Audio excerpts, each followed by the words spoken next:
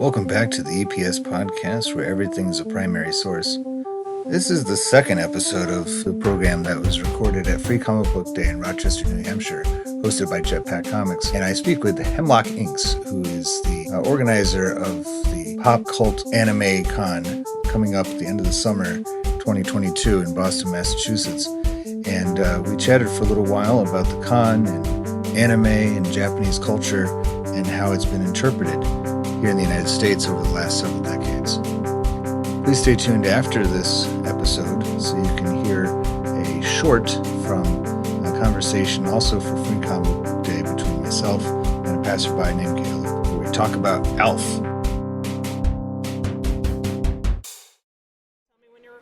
I am recording now. All right. So welcome back, everybody. I am sitting here with a person who's had a table next to me all day long here at the Rochester, New Hampshire Free Comic Book Day, and we're looking at PopCultAnime Con. That's right. And tell me a little bit about this convention that's coming up. Well, hi, Eric. I am Hemlock Inyx.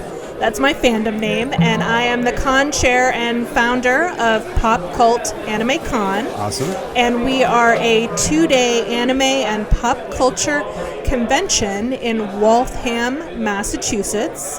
And after our little hiatus due to COVID, we are just getting back started again in August of it's August 27th and the 28th of 2022.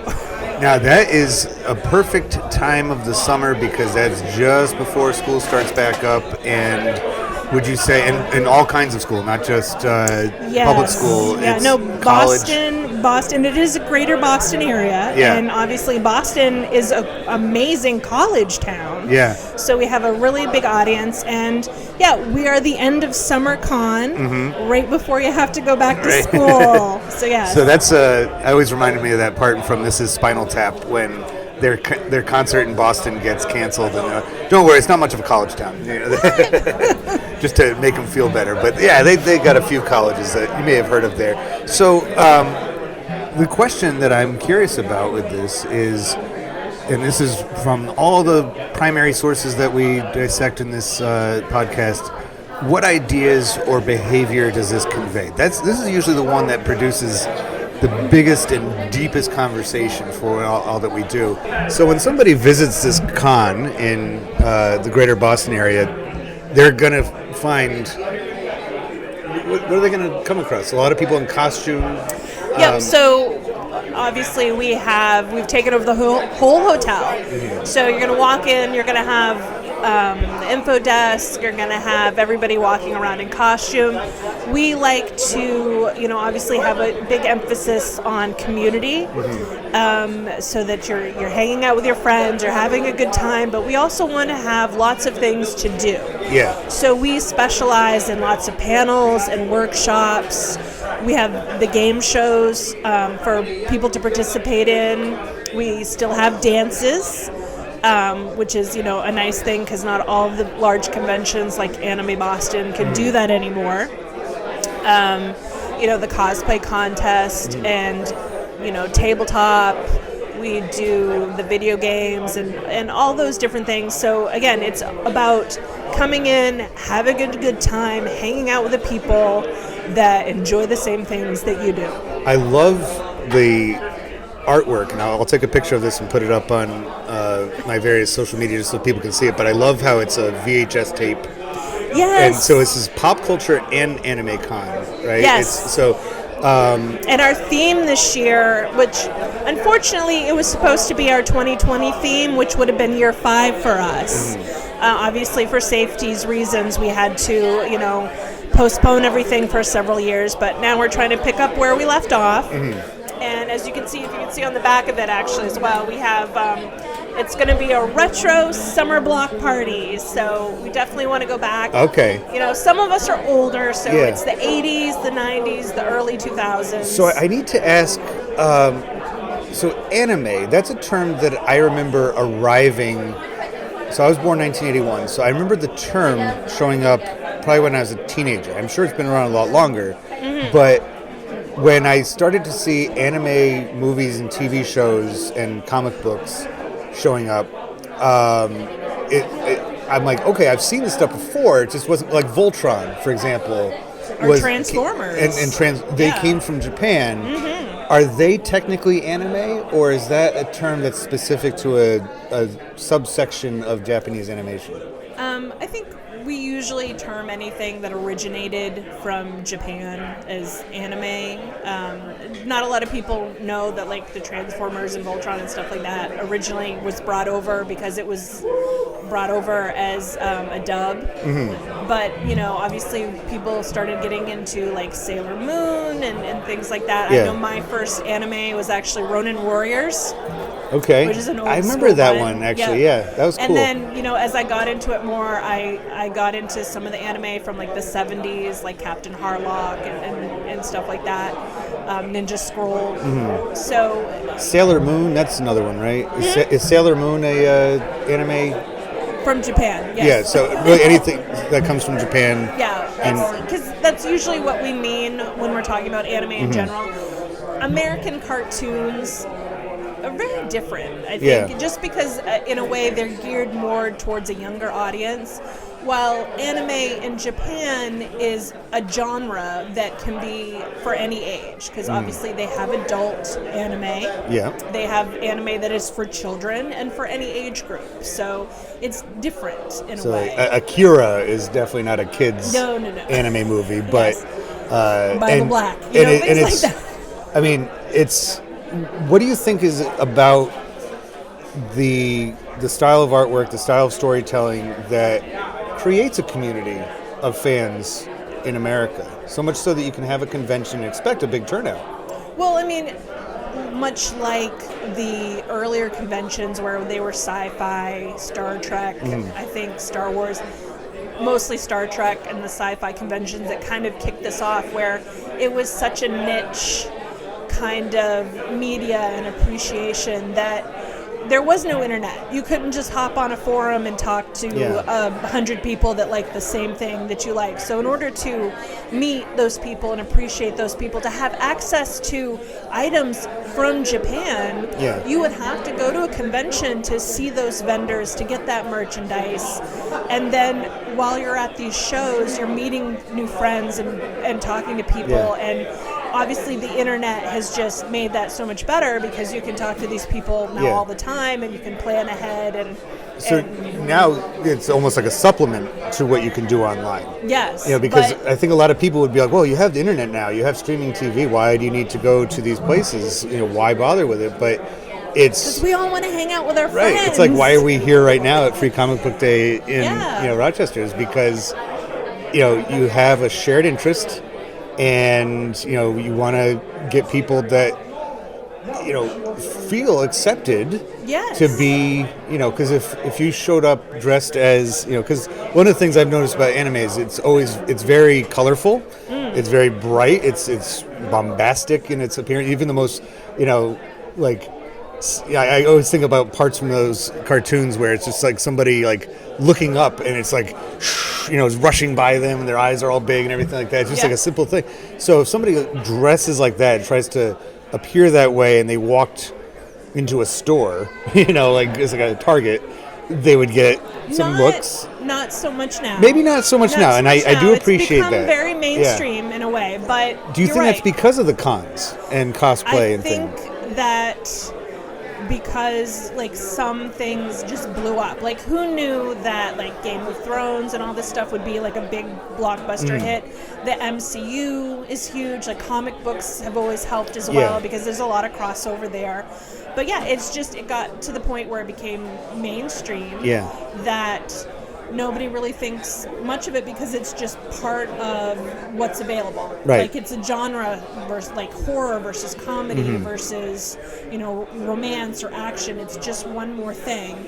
You have like the comic book superhero, anime type genre that you can enjoy. And it's nice because at one point, you're right, people would be picked on and bullied, so going to a convention was really nice because you were surrounded with people who were just as enthusiastic as you were.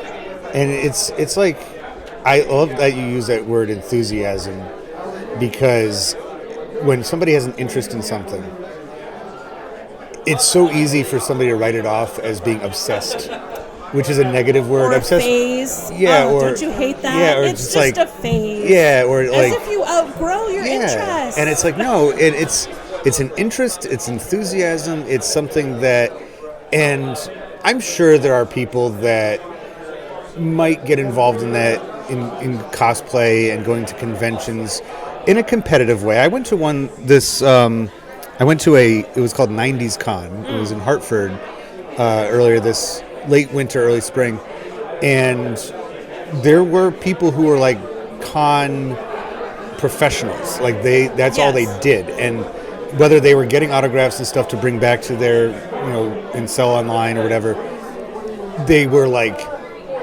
who could be next in line? Getting fast pass and like getting, seeing them. It was almost like a competition for them. Whereas there was just as many people, myself included, who was like, I don't want to compete with anybody. I'm just glad to be here, and I want to, meet other people that have similar interests as me.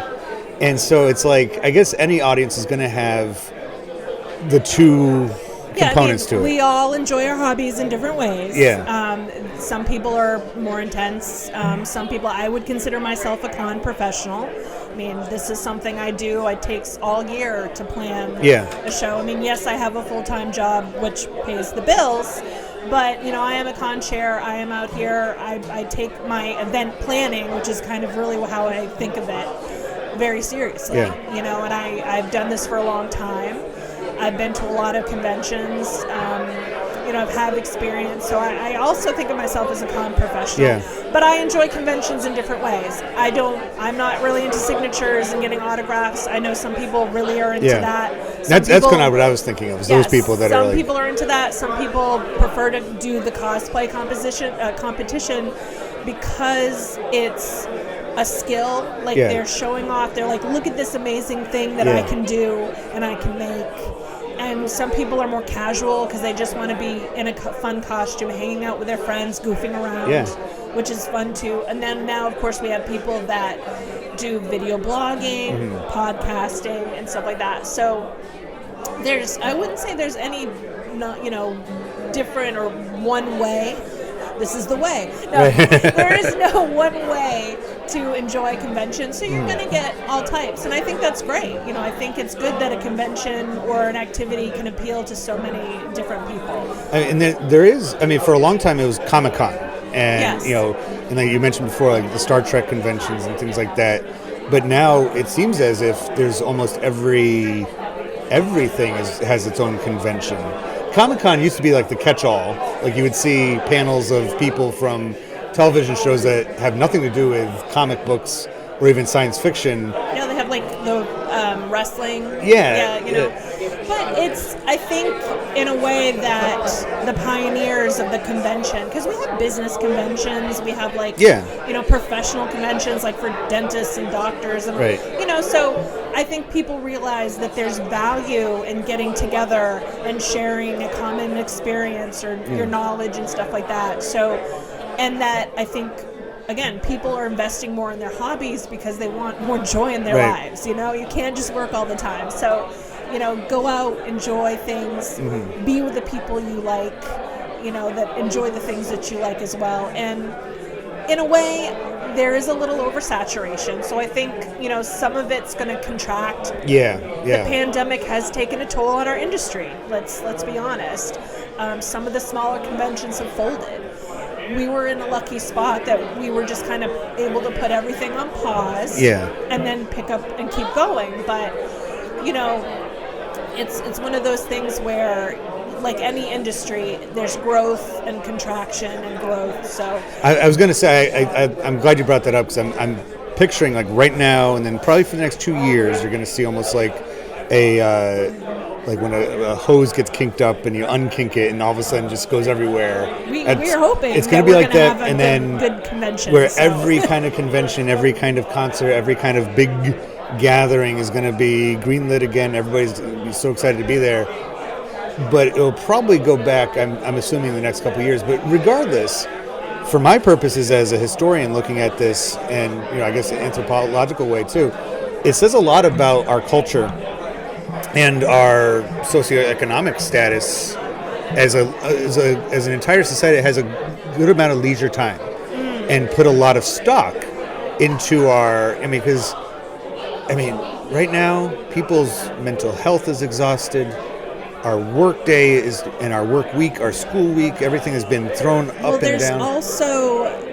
There's a blurring between work and home now as well, because everybody's working from home, so it's like where does the home office split happen? Because sometimes yes, you're working from home, but if you don't have a home office that you can go and shut the door, and it's if you're working at the kitchen table and you're also feeding the kids. I mentioned before, I'm a teacher. It's one of those things where when you get up and go to a convention, you're going to a place, you're going to an activity, you're probably staying in a hotel room, there's parties, and you're having a lot of fun. It's a way to get up and get out of the kind of mundane routine that you're in. So again, it's about having that experience, being able to compartmentalize again, like we didn't before, and that's such a valuable thing.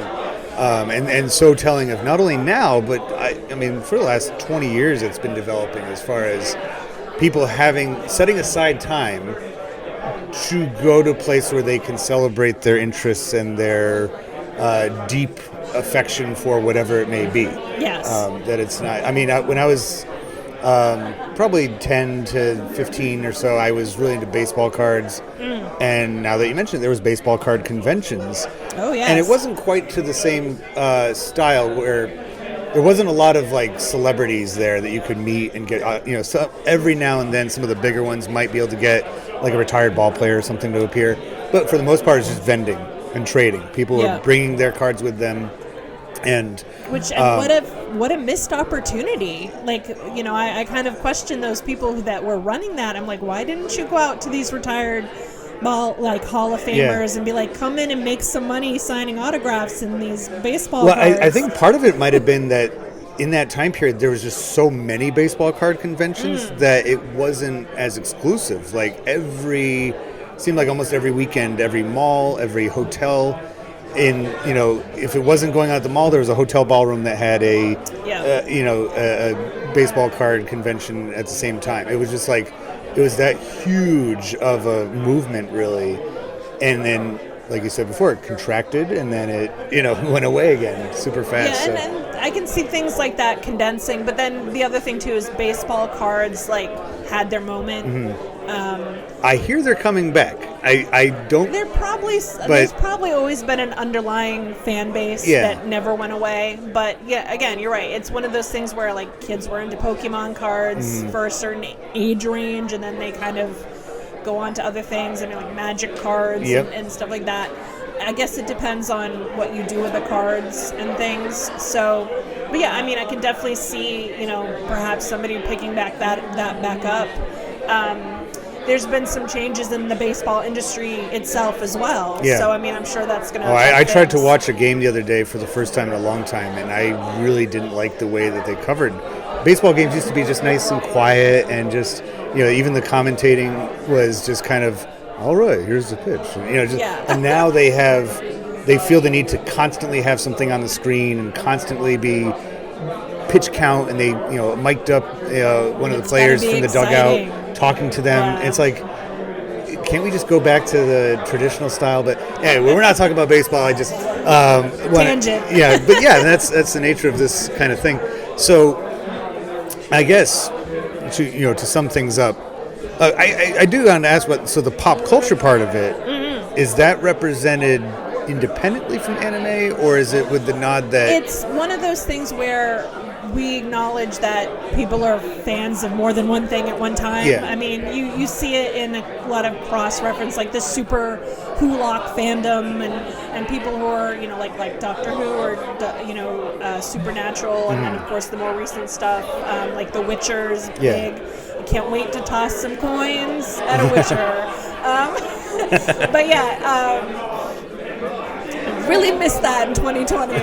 Anyway. So yeah, that would have been big. We acknowledge that there's a lot of crossover. Like, obviously, I'm a DC fan. I'm wearing a costume from a video game. So there's like people who like everything. So we want to try to acknowledge that appeal. Yeah. Obviously, our main focus does tend to be more anime and like the Japanese culture and things like that. But again, we realize that people are fans of more than one thing, and we want to embrace it all. And that was actually something I wanted to point out too, and I'm sure you recognize it better than anybody else, that things like this, in this case, animation, is oftentimes a gateway into learning about another entire society. It's Culture, like, yes. and, learning about what they produce and, being interested in not just their artwork, but also everything else about their culture as well. And I mean, it goes both ways. I know a lot of, I've known Japanese people who they learn about the United States through our pop culture. Oh yeah. And for good or for bad. Do you think that there is? There's value to it if it's going to lead you to learning a much deeper sense. But is there a potential problem if this is all that you get is just one aspect of Japanese culture and then make assumptions about? Yeah, I mean, there's always going to be the question of appropriation and sort of, I guess, a little shallowness about, or fetishism about like certain things. I know as an older fan, when we first got into anime, you'd have to go to like a certain kind of video store in order to just get anime, and stuff like that. And then the only option you had was like subtitled and stuff like that. So you kind of had to learn about the culture just to get your hands on it. And then there is definitely appreciation, like people like kimono and then tea ceremonies, and obviously, the history of like the samurai and things like that. So there's definitely aspects of the Japanese culture that people, the ninjas and things like that, that people just gravitate towards. But in a way, it is a little fetishized. Yep. And I think, especially as you mature as a fan, I think you start to realize that more. So it's, in a way, it's like you kind of dip your toe in and you're like, oh, this is really cool. Let me learn some things, and then let me learn some more. And, it's just one of those things where you start slow, and then, if you're interested into it. I mean, I will admit some fans probably don't get that into it, but I think a lot of people, especially, again, as I've gotten older, you're more interested in the culture and the people themselves, and then branching out into other forms of culture. It's been interesting all day long when I've been talking to people.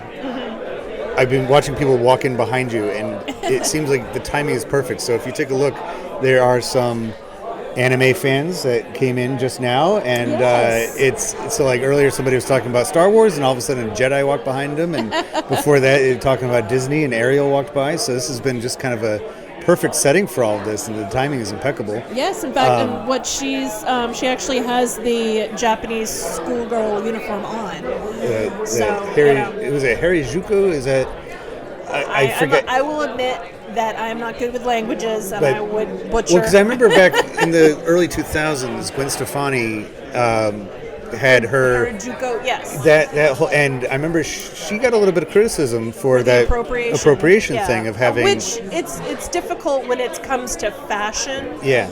Because you want. Obviously there's fashion designers in Japan who want to sell their products, so obviously, and we are consumers. They widen their market. They don't want to just limit it. We are consumers. We want to consume, their culture and their fashion, but you need to do it in a respectful way. Yeah. So her, enjoying the fashion, and, I actually don't have a problem with that. I think, again, it's almost like a case-by-case basis, and I think people need to kind of understand where it's coming from. Like, intention is important. Yeah. But I mean, a lot of the modern Japanese cultural things are like a blending, because they were a very isolated society up until right around the 1860s, 70s. and then it just exploded. Like they were getting in touch with and allowing outsiders in and adopt. I mean, they're speaking of baseball, they're the second oldest country to play baseball in the world. United States and Japan second. It's interesting because I also know what you're talking about. I think they took, in a way, a better route than China. I think China kind of clung to their culture a little too much, where Japan kind of was like, we need to modernize. Yeah. And they did it rather quickly, which I think in a way allowed them to have a little more autonomy. Yeah. Where I think China kind of lost that a little. But yes, they realized, they're like, unfortunately, we can't be, it's a global society. Yeah. You know, these people are coming in ships. We can't do anything, but so we've got to meet them where they are, or we're not going to be respected. And it's, unfortunately, it does say a lot about colonization and the commercial world back then. But in a way, they did do it on their own terms, which is why they still wear kimono and hakama and all this stuff, because they still celebrate their culture in a modern way.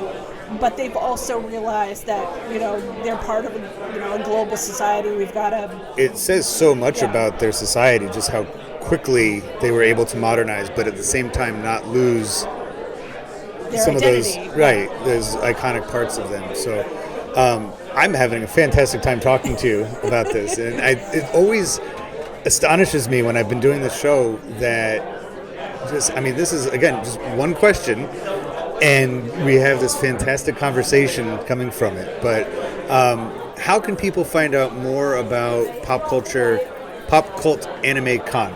Yes. So we have obviously all the social medias. You can just Google us, PopCultAnime Con, and it is PopCultAnimeCon.com if you want to go to our fabulous website. Okay. But again, we're on Facebook, we have Instagram, we have Twitter, so you can pretty much Google us now. Yeah. Like you could do with everything, just Google us. So yeah, and again, it's PopCultAnimeCon.com. .com. Yep. So if you get .con, we don't know where that's going to lead you, and we're not responsible for that. Yep. But thank you so much for joining the EPS podcast. It's been great to talk to Eric. Thank you so much for giving me an opportunity to talk a little bit about our convention. That's part of why I'm here. Excellent. I'm so glad. So we're going to go back to enjoying Free Comic Book Day. And yeah, I have a lot of sand art to do. Thank you very much.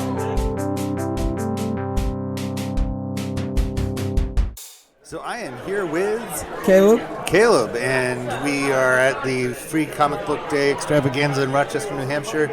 And on my table I have, I don't even know where I got that, but an Alf picture book called Alf in the Attic, and that would be Alf from the 1980s cartoon. The question that we selected for this one is, why did they make it? So what do you think? Why was this made into a book? I think, made into a book, probably more so Elf is more like children approachable, I guess. Yep. Because when I was younger and I first started watching Elf, I was a little disturbed by his appearance, I'm not gonna lie. He is kind of the way he eats cats and terrorizes them, there were some episodes of that show isn't there one with a ventriloquist dummy? Yep. And that one always freaked me out. Yep. And it freaked Alf out. It reminded me of the Stephen King dummy. So it fits the time period perfectly, because Alf came out in the 1980s, and I'm pretty sure that's when Stephen King started getting popular. Yeah, like he was definitely, kind of set the tone for what was scary and what wasn't in that era. Now, with something like this, so the show, I watched it as a kid, and definitely kids were a part of the audience because it's a puppet. Right. But would you say this book is entirely for kids, right?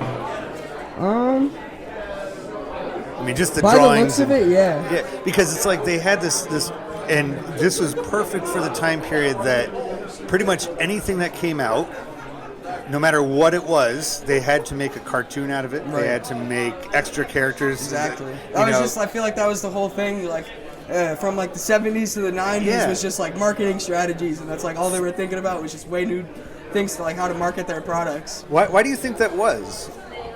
I don't know. More so like in the 90s too, like everything was like so like they had that colorful ketchup. Like the blue so like just ketchup like stuff like that they had more because obviously they know that if if a kid wants something, they're gonna nag their parents until they get it. So if they, you have something, like say because I watched Elf when I was a kid, and say I was like super passionate about the show and I saw this book, I'm gonna nag my parents until I get it. So and you look at the price on it; it's $1.99, and that's most books don't have a price tag visibly seen on them. Usually, it's just kind of like, and so I can imagine this is probably somewhere in the grocery store. Probably near the checkout line for kids just like that who are, in perfect place for them to see I want that. And a quick, easy sale. I mean, it doesn't have an author's name or anything like that, so it's not like the Elf series by, Stephen King or something. It's just a quick and easy sale, and it fits the time period perfectly. Caleb, thanks for stopping by and chatting Elf. Thank you. All right, have a great afternoon. I hope you enjoyed listening to this podcast almost as much as I enjoyed making it. Please like, subscribe, and otherwise follow the show to hear future episodes. Back episodes can be found at epspodcast.club or wherever you get your podcasts. The EPS podcast can be found on social media, including Instagram and Facebook. If you'd like to support the show, please visit patreon.com/EPSpodcast. Join me next time on the EPS podcast, where everything is a primary source.